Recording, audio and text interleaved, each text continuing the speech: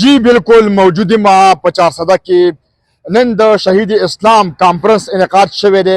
دا کانفرنس د جمعیت علما اسلام د سوري لاندې د کانفرنس انعقاد شوی دی تاسو کتلی شئ نن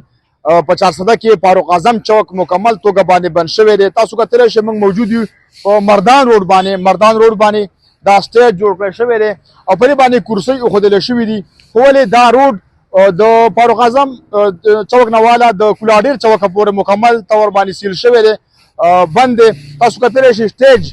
مکمل تیار شوی دی د پولیس لخوا مکمل سکیورټي انتظامات شوي دي دې خوا تاسو وګورئ خلک په مزه دې کانفرنس ته روان دي خو ولې د عام معمول مطابق فاروق اعظم چوک مکمل طور باندې بند دی دلته که تاسو به وګورئ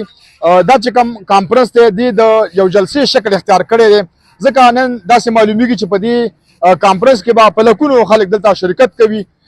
او دا به د یو جلسې شکل اختیاروي یقینا خلک ډېر زیات دې کانفرنس ته لیواله دي راضي به دلته به په دې کانفرنس کې په خصوصي توګه باندې مولانا فضلالرحمن شرکت کوي او هغه به دلته بیا عوامو ته خطاب کوي یقینا خلک په مزه دغه کانفرنس ته تاسو کتلی شئ را روان شوي دي دلته که موږ خبرې وکړو نو په 15 مۍ باندې په عثمانزو کې په مولانا شهید ادریس باندې نامعلومه دهشتګردو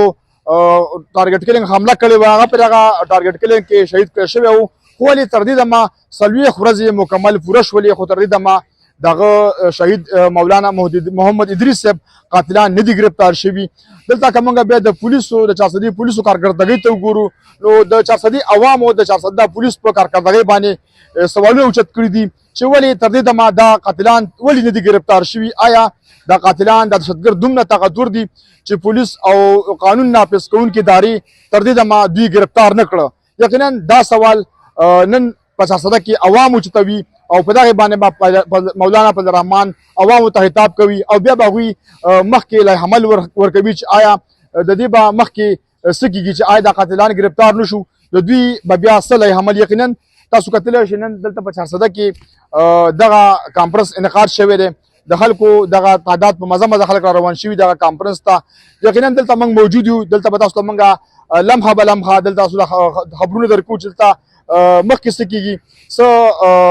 خلک څه وایي دلته کارکنان څه وایي مشران څه وایي هغوی سره به خبرې کوو